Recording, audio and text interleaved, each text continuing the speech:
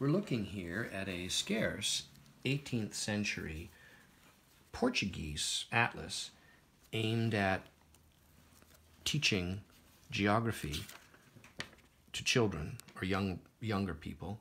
1782 Lisbon. What's interesting is someone here in 1846 has made a note who and when they bought the atlas and the price they paid for it. The map contains, the book contains a series of folding maps like this of all regions of the world. They are simple in their geography because the point here is that the numbers on them correspond to the text, and that's how the student would learn. An interesting map here depicting Iceland. And we see, there's a Denmark map, and so on.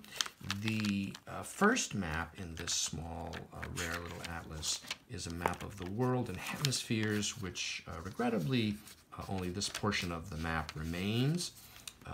The next map, which is interesting from a modern perspective, is the map of Portugal, which shows extensive use, and someone has backed with old paper long ago. And there's some early annotations on the top. Towards the rear, we find other annotations.